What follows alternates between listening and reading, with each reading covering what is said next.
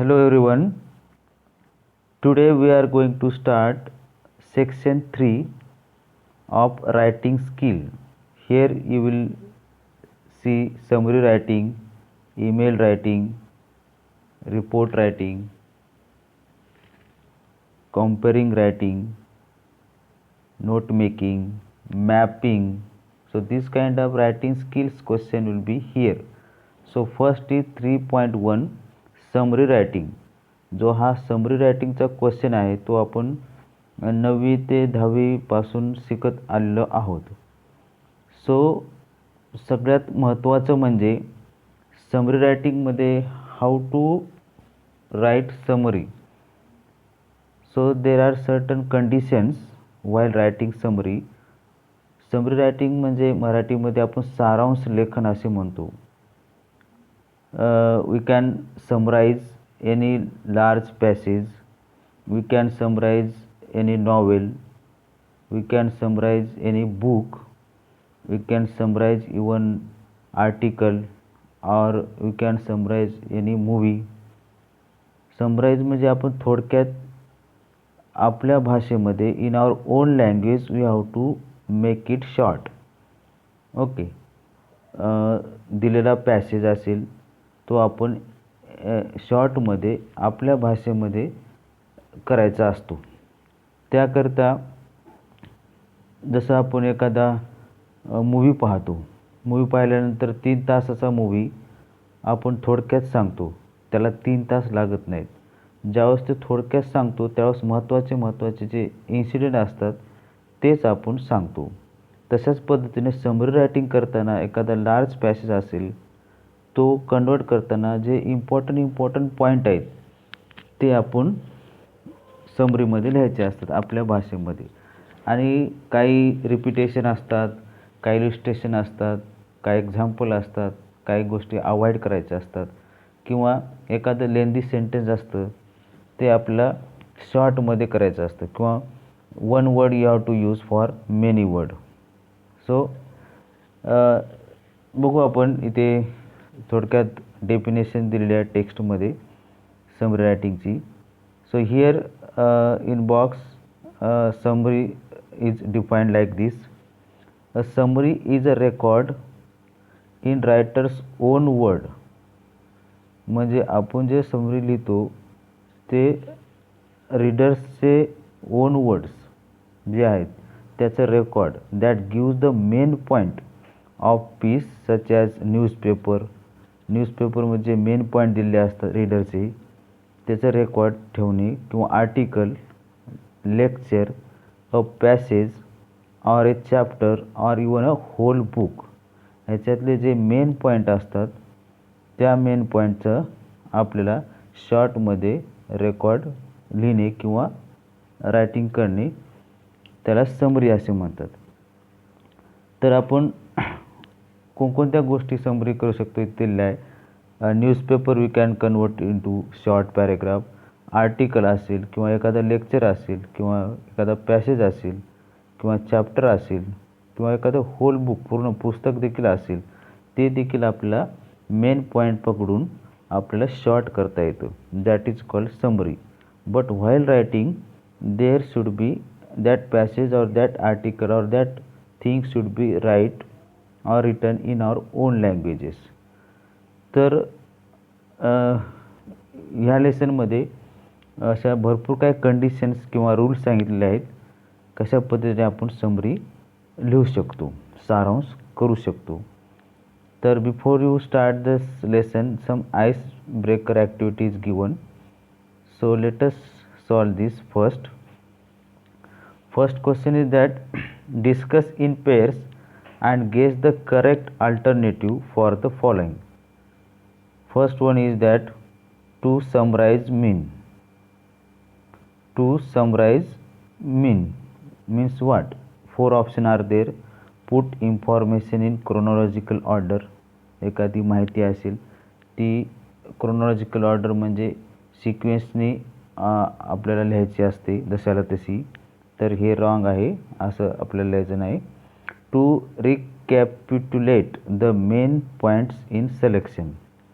Okay. To recapitulate the main point in selection म्हणजे आपण जे दिलेला सारांश आहे ते रिकॅपिट्युलेट म्हणजे एका अर्थाने आपल्याला ते थोडक्यामध्ये main point selective main point आपल्याला लिहायचे. तर हे सेकंड ऑप्शन आहे correct. Summarise means to recapitulate the main point in selection. Second option is correct. Second question आहे खाली, the type of summary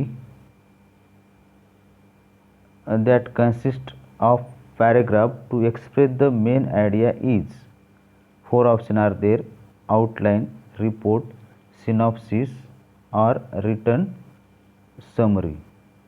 Okay, so the type of summary that consists of paragraph to express the main idea is written summary. हे correct answer आहे.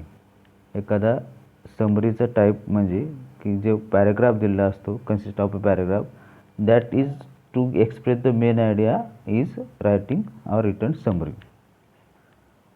तर second आहे अजून एक question.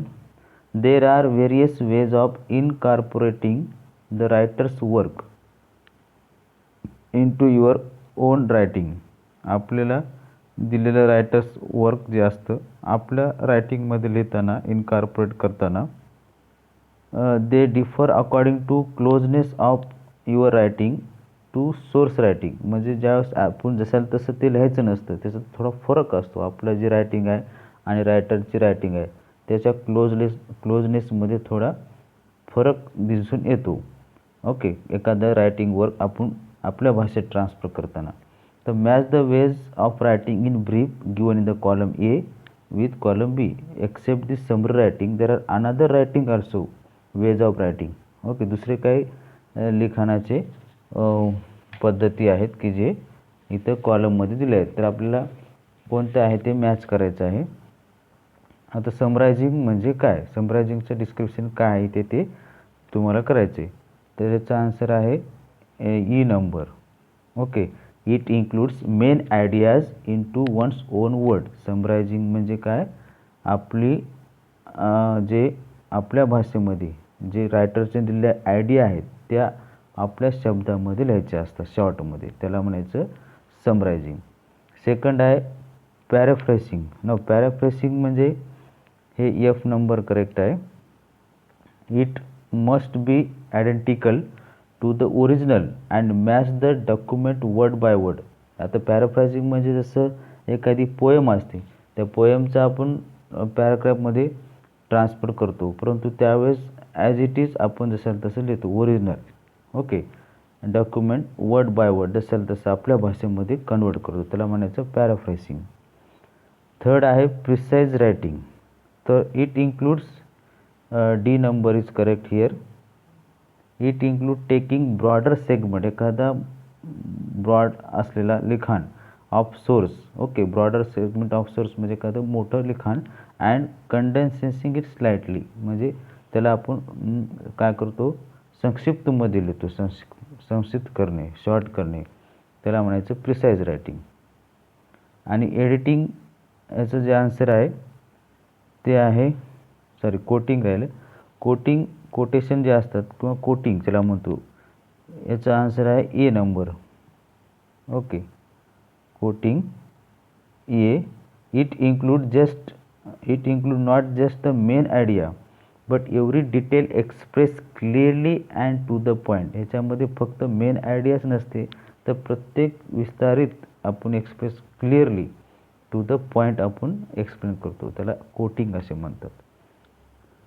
आणि editing म्हणजे इथं डिस्क्रिप्शन दिलं आहे बी नंबर इज करेक्ट.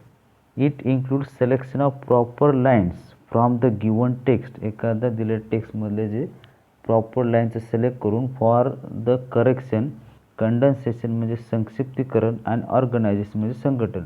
एखादा लाईन किंवा जे प्रॉपर लाईन आपण सिलेक्ट करून करेक्ट करून किंवा त्याला संक्षिप्त करून लिहितो म्हणजे एडिटिंग करणे.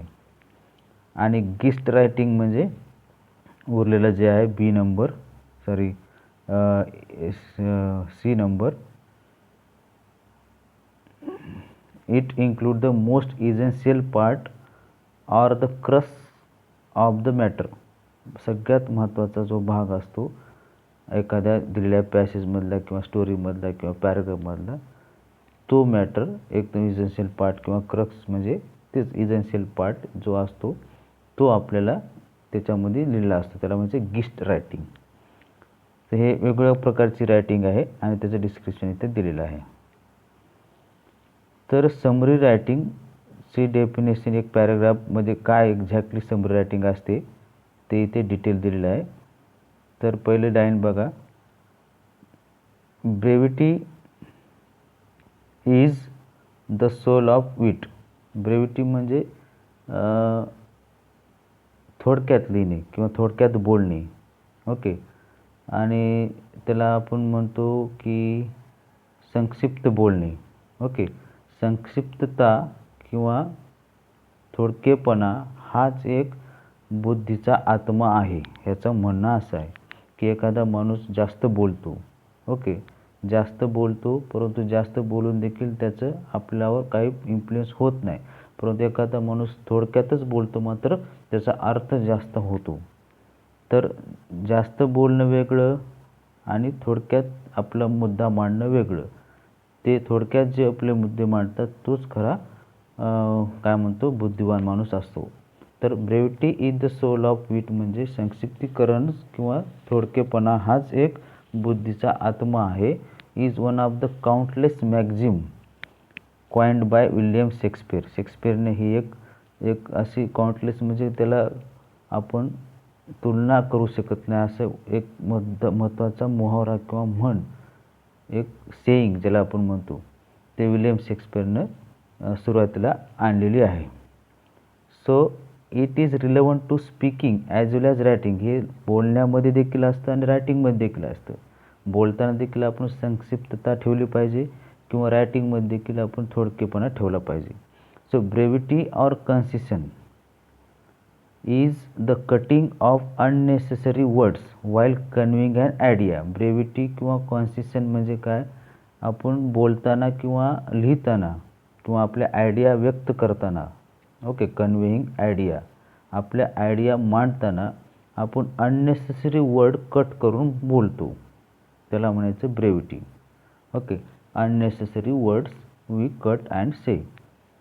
तर it aims to enhance communication. ह्याचा महत्त्वाचा एम काय आहे, टू एनहान्स कम्युनिकेशन बाय, म्हणजे आपण जे कम्युनिकेशन करतो ते कम्युनिकेशन विकसित कशा पद्धतीने करायचं हा महत्त्वाचा मुद्दा आहे. कसं विकसित करायचं, बाय एलिमिनेटिंग रिडंडन्सी. रिडंडन्सी म्हणजे अतिशय असणारं, ओके, जास्त मोठा किंवा जास्त अनावश्यक गोष्टी त्या एलिमिनेट करणे किंवा कट करणे. Without omitting important information.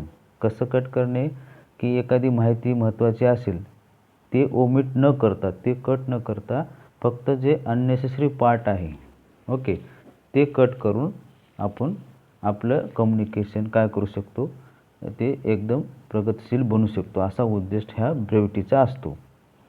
तर summary writing is one of its kind. Summary writing म्हणजे हाच एक महत्त्वाचा प्रकार असतो. That has been described as one of the elementary principles of writing. म्हणजे हे प्रामुख्याने किंवा प्रामुख्याने किंवा प्रायमरी जे आपण म्हणतो एक तत्व आहे लिखाणाचं, की summary writing. To speak what is required, आपल्याला जे पाहिजे तेच बोलणे. And to write what is necessary, की जे आपल्याला जे लिहायचे तेवढंच लिहिणे. Is a requisite toward the development of language skill. हेच गरजेचं असतं एखाद्या लँग्वेजला आपल्याला विकसित करायचं असेल तर. म्हणजे लँग्वेजची स्किल, शैली आपल्याला जर विकसित करायची असेल तर थोडक्यात जे बोलायचं असतं, जे गरजेचं असेल तेच बोलणे आणि जे आवश्यक आहे तेच लिहिणे. अननेसेसरी पार्टचा आपण वापर न करणे. It is important to brief in written expression. आपण लिहिताना जे एक्सप्रेशन असतात ते एकदम ब्रीफ असले पाहिजे, हे महत्त्वाचं आहे. To express in brief the main points of a written record एखादा रिटन मटेरियल असेल, रिटन रेकॉर्ड असेल, रिटन रेकॉर्ड ह्या ठिकाणी भरपूर असू शकतात. आर्टिकल असू शकतो, पॅराग्राफ असू शकतो, न्यूजपेपरचा माहिती असू शकते किंवा नॉवेल असू शकतो. हे सगळे written record in brief main point पकडून एक्सप्रेस करणे okay is the summary writing skill. त्यालाच आपण समरी रायटिंग स्किल असे म्हणू शकतो. And that can be develop by practice. ही समरी रायटिंग कसं आपण जर वारंवार प्रॅक्टिस केली तर आपोआप आपल्याला समरी रायटिंग होऊ शकतो, कारण प्रॅक्टिस मेक्स मॅन परफेक्ट असं म्हटलेलं आहे. Summarizing has definite purpose. Summarizing करण्याचे एक उद्दिष्ट असतं. The purpose of summary is, काय उद्दिष्ट आहे, to give the reader a clear objective picture of original text.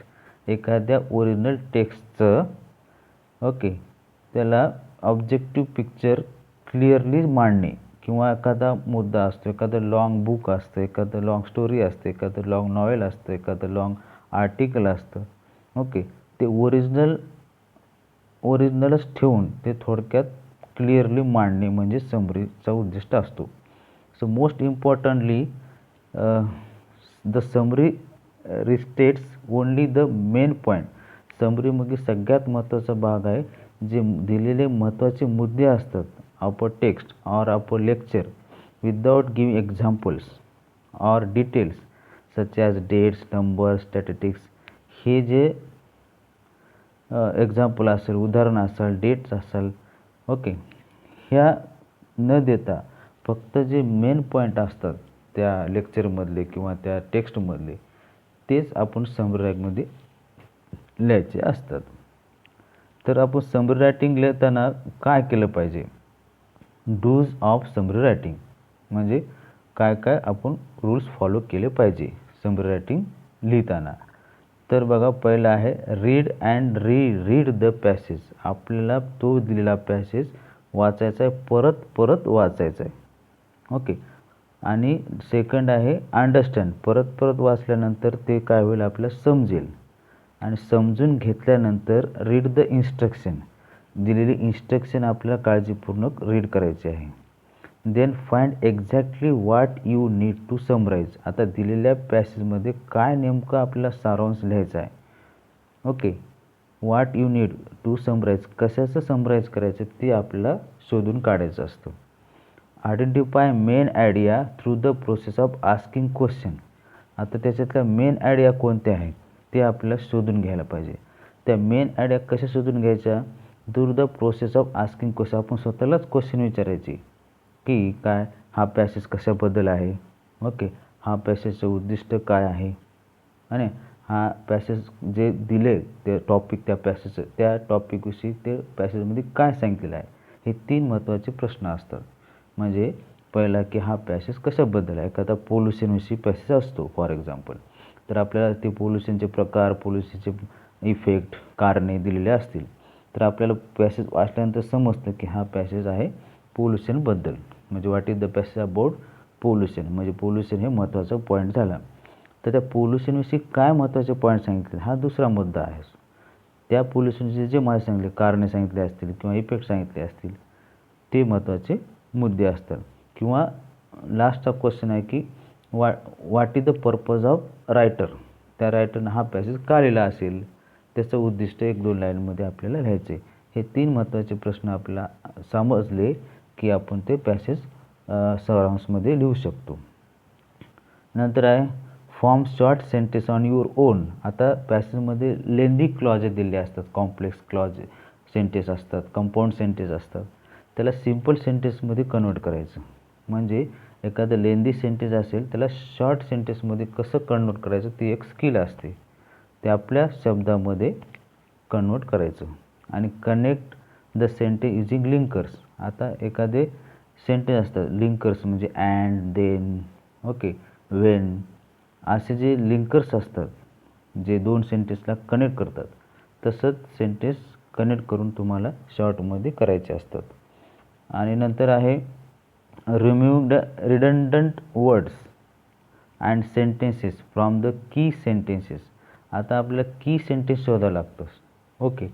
की सेंटेन्समध्ये काय, स्टार्टिंगला किंवा एंडिंगला एक महत्त्वाचं सेंटेन्स दिलेलं असतं की ते त्या सेंटेन्समध्ये पूर्ण पॅसेज, आता हे पहिला पॅसेज दिला आहे बघा इथे जे brevity is the soul of wit. Okay, हे जे आहे सेंटेन्स वेट. आता हे पॅसेज समजून सांगताना समरीचा पॅसेज समजून सांगता हे स्टार्टिंगला sentence brevity is the soul of wit हे एक की सेंटेन्स आहे, कारण हे सगळ्या पॅसेज ह्याच्या रिलेटेड आहे. तर ते की सेंटेन्स तुम्हाला शोधून काढायचे असतात, ते स्टार्टिंगला किंवा एंडिंगला पॅसेज दिलेले असतात. आणि ओमिट डिटेल्स, एखादं डिटेल इन्फॉर्मेशन असते ओके विस्तारित लिहिलेली, ते पूर्ण तुम्हाला टाळायचे आहे, कट करायचे आहे. And avoid your on interpretation, म्हणजे तुम्ही स्वतःचे मत किंवा स्वतःचं ओपिनियन त्या पॅसेजमध्ये अजिबात लिहायचं नाही. जे दिलं आहे तेच तुम्हाला पॉईंटमध्ये कन्वर्ट, म्हणजे महत्त्वाचे पॉईंट घेऊन त्याच पॅसेजमध्ये आपल्या शब्दामध्ये पॅसेज लिहायचा आहे. तर ह्या कंडिशन आपल्याला while passage reading, while converting into summary, you have to follow these rules.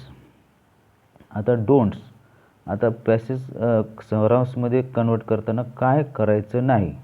Don'ts of summary writing, what to not to, don't. आता पहिलं आहे इन्क्लूड. ओके, आपले जे आयडिया असतात किंवा आपले जे ओपिनियन असतात ते पॅसेजमध्ये इन्क्लूड करायचे नाही. वाईल सेकंड आहे डोंट एक्सक्लूड, एखादं अननेसेसरी किंवा एखादा महत्त्वाचा मुद्दा राहिला असेल ते तुम्हाला लिहिताना टाळायचं नाही. ॲडिशनल इन्फॉर्मेशन तुम्हाला लिहायची नाही. किंवा कॉमेंट, तुम्ही आपलं कॉमेंट लिहिता, ओपिनियन लिहिता, कॉमेंट पण करायचं नाही. आणि गिव्ह एक्झाम्पल, दिलेले एक्झाम्पल त्या पॅसेजमध्ये असतात ते तुम्हाला लिहायचे नाही. सर आता इथे एक एक्झाम्पल दिलेलं आहे. As an example let us take an article of summary. हे पूर्ण आर्टिकल तुम्हाला आता अगोदर रीड करून घ्यावं लागेल, समजून घ्यावं लागेल. हा एवढा मोठा पॅसेज आहे आणि ते कशा पद्धतीने तुम्हाला समरीमध्ये कन्वर्ट करायचं, सारांश कसं लिहायचं त्याच्या स्टेप दिलेल्या आहेत आणि नंतर ते सारांश करून लिहिलेलं पण आहे. तर एकदा ते we have to go through this passage. तर आता एक एक्झाम्पल आपण पाहू. बघा पॅसेज आहे, learning disability is an umbrella term for wide variety of learning problems. आता ही एक पहिलं सेंटेन्स म्हणजे की सेंटेन्स आहे की लर्निंग डिसॅबिलिटी म्हणजे काय, आपण शिकताना आपल्या जे अयोग्यता भासते ओके ते disability is an umbrella term for wide variety of learning problems. आता जे लर्निंग प्रॉब्लेम विद्यार्थ्यांमध्ये असतात ओके त्या सगळ्या लर्निंग प्रॉब्लेमला, काय मुलांना समजत नाही, काय मुलांना अवघड जातं एखादा विषय, तर ते काय मुलांना मार्क कमी मिळतात. सगळ्यांची बुद्धी इक्वल असते, सगळ्याचं माइंड इक्वल असतं, परंतु त्याच्यामध्ये काहीतरी डिसॅबिलिटी असते म्हणून त्याला लर्निंग डिसॅबिलिटी असे म्हणतात. तर children with learning disorder might be labelled as slow learner. अशा प्रकारच्या मुलांना ज्याला शिकताना प्रॉब्लेम येतो ओके त्याला आणि मार्क कमी मिळतात त्याला म्हणतो आपण स्लो लर्नर्स ओके. किंवा but they are as smart as everyone else, परंतु ते इतर क्षेत्रामध्ये देखील स्मार्ट असतात ओके. ते सगळ्यासारखे बोलताना खेळताना ओके ते इक्वल असतात, परंतु फक्त अभ्यासामध्ये कमी असतात, तर त्यांना आपण स्लो लर्नर असे म्हणतो. They just need to be taught in proper environment conducive to their learning speed and level. त्यांच्या लर्निंग स्पीड किंवा लेवलनुसार त्यांना व्यवस्थित पद्धतीने जर शिकवलं तर ते त्यांचा प्रोग्रेस होऊ शकतो. Observation of child over a period of time by parents at home. आपण जर घरी पॅरेंटकडून जर त्या मुलाकडे थोडं निरीक्षण दिलं अँड टीचर्स इन स्कूल, टीचरने देखील थोडं त्यांच्याकडे वैयक्तिक लक्ष दिलं, can provide valuable information about the way a child is able to learn. आणि त्यावेळेस आपल्याला समजतं की ह्याला कोणत्या पद्धतीने शिकवावं लागेल आणि हा मुलगा एबल टू लर्न म्हणजे शिकण्यायोग्य आहे. And function in all the ways that he should be able to at his age and level. त्या एजला किंवा त्याच्या लेवलनुसार तो शिकू शकतो तसं फंक्शन आपल्याला करावं लागेल, ती पद्धत आपल्याला अवलंबावी लागेल. There may be certain apparent problems while reading. आता काही मुलांना काही अडचणी असतात रीडिंग करताना, लिहिता वाचता, म्हणजे रीडिंग करताना काय जोड शब्द असतात किंवा मोठे मोठे स्पेलिंगवाले शब्द असतात, ते पटकन त्यांना वाचता येत नाहीत. रायटिंग आता अक्षर खराब असतं किंवा लिहिताना त्यांना बरोबर लिहिता येत नाही. लिसनिंग त्यांना लगेच समजत नाही, ऐकताना प्रॉब्लेम येतो. स्पीकिंग बोलताना ते स्पष्टपणे बोलू शकत नाहीत. रिझनिंग तर्क करू शकत नाहीत किंवा डीलिंग विथ मॅथविषयी काही प्रॉब्लेम असतात, काही लोकांना मॅथ अवघड जातं. So once these problems are identified, it is time for proper investigation. जर एकदा हा प्रॉब्लेम मुलांचा समजला, त्याला रीडिंगमध्ये प्रॉब्लेम आहे का, रायटिंगमध्ये आहे का, स्पीकिंगमध्ये आहे का, मॅथमध्ये प्रॉब्लेम आहे, तर त्यावेळेस आपण नंतरचा शोध घेऊ शकतो की ह्याचा कोणती पद्धत त्याला आपण शिकवताना अवलंबू शकतो. So it is important in order to clarify specific learning disorders. त्याची कोणती स्पेसिफिक लर्निंग डिसऑर्डर आहेत ते महत्त्वाचं क्लिअर करून घेतलं पाहिजे. And also rule out any other issue affecting the students educational progress. अशा प्रकारचे कोणते इश्यू त्याच्यावर अफेक्ट होतात स्टुडंट लर्निंग एज्युकेशन प्रोग्रेसमध्ये, त्याचा अंदाज आपल्याला घेतला, त्याचे रूल्स आपल्याला फॉलो करावे लागतात. आता इन्व्हेस्टिगेशन म्हणजे इथे शोध घेणे. May reveal various type of disorder. आता जर आपण त्यांचा शोध घेतला की यांच्यामध्ये आपल्याला समजतं की भरपूर काही असे डिसऑर्डर्स असतात. ओके, मुलांमध्ये प्रॉब्लेम असतात, लाईक डिस्लेक्सिया. आता डिस्लेक्सिया म्हणजे वाईल रीडिंग जो मुलाला प्रॉब्लेम येतो वाचताना, तो डिस्लेक्सिया. ओके, एखादं त्याला अक्षर उलटं फुलटं दिसतं. डिस्ग्राफिया, लिहिताना त्यांना प्रॉब्लेम येतो. ओके, लिहिताना त्यांना उलटे शब्द लिहितात काय मुलं, बीचं डी लिहितात. ओके, किंवा डिकॅल्क्युलिया. म्हणजे डिस्कॅल्क्युलिया हे मॅथमॅटिक्सचा प्रॉब्लेम आहे, नंबरचा प्रॉब्लेम आहे. त्यांना नंबर देखील व्यवस्थित समजत नाहीत किंवा लिहिताना किंवा ओळखताना अवघड वाटतं. तर डिस्लेक्सिया, डिस्ग्राफिया आणि डिस्कॅल्किया ह्या 3 महत्त्वाचे प्रॉब्लेम डिसीजच असतात हे प्रकारचे disorder. Specific reading disability, auditory processing disorder. Okay, आकलन क्षमता. ओके, ऑडिटरी म्हणजे ऐकताना जे प्रोसेसिंग डिसऑर्डर असते त्याला इन शॉर्ट APD म्हणतो किंवा ADSD एक्सेट्रा असे जे असतात, auditory processing disorder, also known as central auditory processing disorder. Okay, ह्याला महत्त्वाचं सेंट्रल ऑडिटरी प्रोसेसिंग डिसऑर्डर देखील म्हणतात. म्हणजे मुलांच्या ऑडिटरी म्हणजे ऐकताना जे डिसऑर्डर असताना अंडरस्टँडिंग पॉवर त्यांची कमी असते. Is a condition that affect the sound that travels unimpeded through the ear, is process or interpreted by the brain. मग अशी कंडिशन असते की जे ट्रॅव्हलिंग करताना त्याच्या कानावर जे शब्द पडतात किंवा आवाज पडतो त्याला त्याच्या ब्रेनपर्यंत जातो, परंतु इथलं जे शिकवताना त्यांना कळत नसेल किंवा ऐकू येत नसेल, असे काही प्रॉब्लेम असतात. सो इंडिव्हिज्युअली विथ APD म्हणजे auditory processing disorder do not recognize subtle differences between sounds and word. एखादा त्याला आवाज येतो, बाहेरचा एखादा वर्गात विद्यार्थी बसला आहे, त्याला बाहेरचा आवाज येतो, परंतु इथं शिकवताना शब्दाचा आवाज जात नाही, त्याला ते समजत नाही, शब्द त्यातपर्यंत जात नाहीत. ओके, त्याचा इंटरेस्ट नसेल किंवा त्याला आवडत नसेल तर भरपूर काय असेल, त्याचं लक्ष इकडे नसेल म्हणून ते शब्द तिथपर्यंत पोचत नाहीत. तर आता हे 3 प्रकारचे डिसऑर्डर दिले, तर परत तेच एक्सप्लेन केलेलं आहे बघा. Dyscalculia is a condition that affect a person's ability to understand numbers and learn math. हे कशाबद्दल आहे की एकाची योग्यता की नंबर किंवा math, sign and symbol. Okay, तर हे ऐकण्यामध्ये, हे समजण्यामध्ये त्याला प्रॉब्लेम असतो. आता डिस्ग्राफिया म्हणजे affect a person handwriting ability and fine motor skill. त्याला हँडरायटिंगमध्ये त्याचा प्रॉब्लेम असतो, त्याचं हँडरायटिंग योग्य नसतं किंवा त्याला वेगवेगळे अक्षर उलटे पुलटे लिहिता येतात, तर ते डिस्ग्राफिया विषय असतो. आणि डिस्लेक्सिया म्हणजे लर्निंग डिसऑर्डर अफेक्टिंग रीडिंग. लिखाण वाचन करताना त्याला जे प्रॉब्लेम येतो त्याला आपण डिस्लेक्सिया असे म्हणतो. Reading and language based processing skill like reading fluency, त्याला व्यवस्थित स्पष्टपणे वाचता येत नाही, किंवा डिकोडिंग किंवा रिकॉल त्याला लक्षात राहत नाही. Writing and sometime even speech also, बोलताना देखील त्याचा स्पष्टपणा नसतो.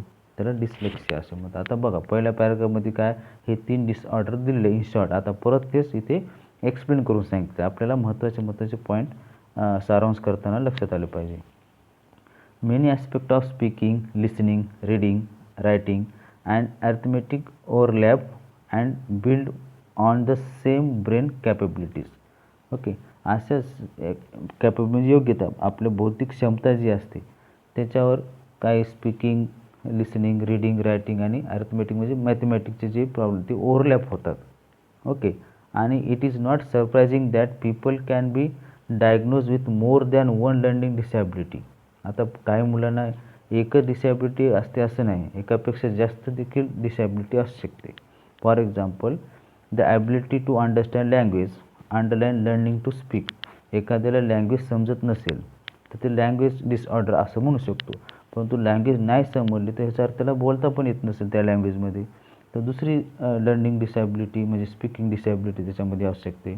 So therefore any disorder that hinder the ability to understand language, कोणती डिसऑर्डर जे लँग्वेज समजल्याला अडचण येते, will also interfere with the development of speech.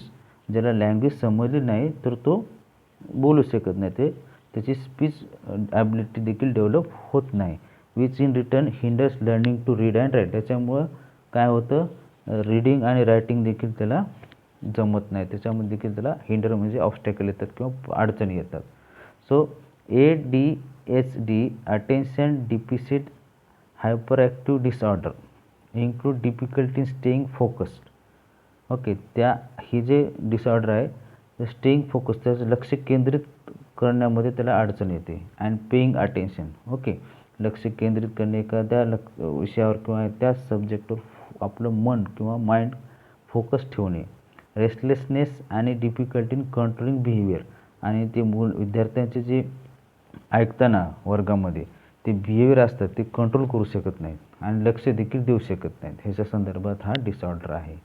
So there R many other learning disabilities that can B identified in the normal classroom at school level. शाळेच्या ठिकाणी आपण अशा भरपूर काही डिसॅबिलिटीज शोधून काढू शकतो, ओळखता येतात मुलांच्या ज्या नॉर्मल क्लासरूममध्ये बसून देखील. ते कोणते प्रॉब्लेम आहेत, आता हे वेगळे प्रॉब्लेम दिले, वरचे जे प्रॉब्लेम आहेत ते वेगळे.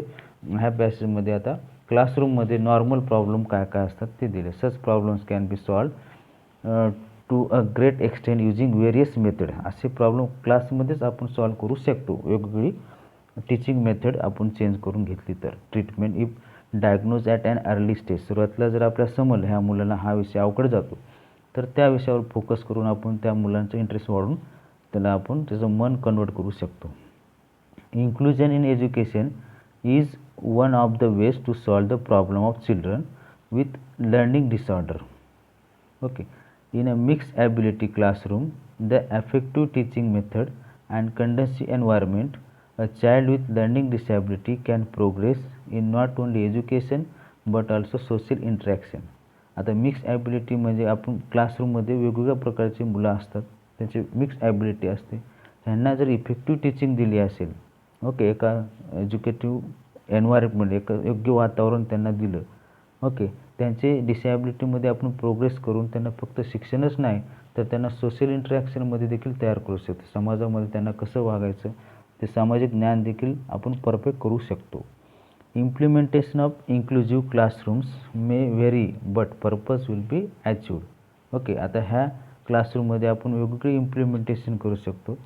ते पर्पज आपला वेगवेगळा असतो, वेगवेगळे इन्क्लुझिव्ह असू शकतात इम्प्लिमेंटेशन, पण पर्पज काय टू बी विल बी अचिव्ड. आपलं पर्पज काय, त्या मुलांमध्ये सुधार करणं, हा आपण पर्पज अचीव करू शकतो. Unfortunately our country is less open to inclusive learning for children. Okay, unfortunately म्हणजे काय, अनलकीली आपल्या देशामध्ये our country is less open to inclusive learning for children with LD.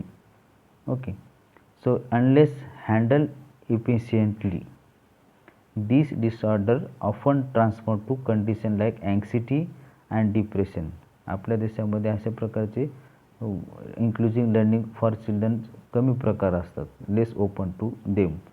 So हे कधी अनलेस हँडल इफिशियंटली आपण ते योग्य पद्धतीने हँडल केले नाहीत तर this disorder often transfer to condition like anxiety आणि डिप्रेशन ह्याचा परिणाम काय होतो, डिप्रेशनमध्ये देखील जातो. ओके, मुलं डिप्रेशनमध्ये देखील जाऊ शकतात. तो parent, teachers and educator and others stake holders must insist on the need to uplift children with LD. Okay, असे जे चिल्ड्रन असतात त्यांना आपण अपलिफ्ट केलं पाहिजे. ह्याच्यामध्ये पॅरेंट, टीचर आणि एज्युकेटरचा देखील महत्त्वाचा भाग असतो. So these children need to be handle carefully in their own space. अशा मुलांना त्यांच्या सवयीनुसार किंवा त्यांच्या योग्यतेनुसार काळजीपूर्वक आपण हँडल केलं पाहिजे. सो दे नीड लव. त्यांना लव म्हणजे प्रेमाने हाताळलं पाहिजे. एन्करेजमेंट, त्यांना उत्साह दिला पाहिजे किंवा प्रोत्साहन केलं पाहिजे.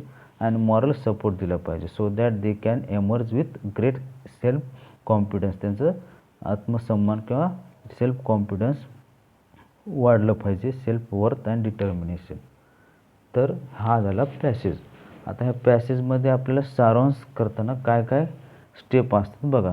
पहिली स्टेप आहे रीड द आर्टिकल ट्वाइस. आता मी एकदा वाचून घेतला, मराठी ट्रान्सलेशन थोडक्यात सांगितलं तुम्हाला. तर नाही समजलं तर तुम्हाला परत एकदा ते आर्टिकल वाचायचं आहे. Ask question about the purpose of writing. आता ह्याचं उद्दिष्ट काय असेल उद्दिष्ट purpose of writing? Purpose of writing म्हणजे आपण जे डिसेबल स्टुडंट आहेत, डिसेबल मुलं आहेत, त्यांना कशा पद्धतीने आपण ॲक्टिव्ह करू शकतो किंवा त्यांचा विकास कशा पद्धतीने करू शकतो, ते एक पर्पज असू शकतो. आणि identify the main idea. Main idea कोणकोणत्या पॅसेजमध्ये आहेत ते शोधून काढायच्या. ओके, आणि राईट द फर्स्ट ड्राफ्ट. एक कच्चा मसुदा तुम्हाला लिहायचा, कच्चा तुमच्या पेन्सिलने किंवा एक कच्चा पॅराग्राफ तुम्हाला तयार करायचा आहे. Revise your first draft. आणि तुम्ही जे लिहिलं आहे ते परत रिवाइज करायचं अँड एडिट इट. परत त्याला काय काय सुधारणा आहेत ते एडिट करायचं आहे. आणि write the final draft. 6 step आहे आणि एक फायनल ड्राफ्ट लिहायची. आता हे पॅसेज वाचला, ह्याच्यामधल्या काय काय गोष्टी इथे घेतल्या तर कशा पद्धतीने घेतल्यात बघा. आणि महत्त्वाचं म्हणजे टायटल दिलं पाहिजे. तुम्हाला टायटलला 1 मार्क असतो समरीसाठी. ओके, सो टायटल इथे दिले बघा, learning disability handle with care. महत्त्वाचं टायटल आहे ना. आपली लर्निंग डिसेबिलिटी आहे आणि त्याला कसं उपाय दिला आहे, हँडल विथ केअर. तर इन शॉर्ट कशा पद्धतीने दिलं बघा, learning disability is an umbrella term for many learning problems like. आता हे अम्ब्रेला टर्म जे आहे, की वर्ड होता बघा फर्स्ट लाईनमध्ये, ते आपण इथे घेतलेलं आहे. ओके, त्याला की सेंटेन्स असे देखील म्हणतो. So learning disability is an umbrella term for many learning problems like reading, writing, listening, speaking, reasoning, math or other physical or motor difficulties. सगळे प्रॉब्लेम इथे केले. कोणकोणते असतात डिसेबिलिटी सगळ्या सब्जेक्ट घेतले, परंतु ते जे विश्लेषण दिलं होतं विस्तारित, ते आपण इथे कट केलं आहे. So these problem need to be identified and investigation. हे प्रॉब्लेम आपल्याला ओळखता आले पाहिजे. Okay, a child can be diagnose with more than one learning disability like dyslexia, dysgraphia, auditory processing disorder etcetera. आता पॅसेजमध्ये डिस्लेक्सिया, डिस्ग्राफियाचा मिनिंग देखील दिलेला आहे. ओके, विस्तारित ते इथं आपण टाळलेलं आहे. इन शॉर्ट ते पण प्रॉब्लेम सांगितले. Such disorder can be dealt with using various method. आता त्याच्यानंतर नेक्स्ट पॅराग्राफमध्ये काय दिले वरच्या आहे की कशा पद्धतीने आपण ह्या प्रॉब्लेम सॉल्व्ह करू शकतो. तर इन शॉर्ट इथं पण ते दिले, such disorder can be dealt with using various methods in regular classroom. One of the ways inclusion. एक मार्ग दिला इन्क्लुजन करणे. Implementation of inclusion may vary but it has positive effect on learning disabled. Though the idea of inclusion is not popular in our country, it can prove useful to handle such children. Along with the methods and techniques, the children also need encouragement and moral support to progress with self-confidence and determination. आता ह्या पॅराग्राफमध्ये वरील दिलेले सगळे point आलेले आहेत आणि कोणकोणते point cut केलेले आहेत तुम्ही परत एकदा वाचून बघा आणि तुम्हाला समजेल की कशा पद्धतीने कन्वर्ट केलेलं आहे.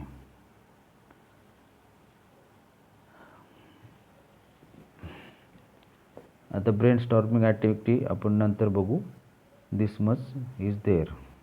थँक्यू.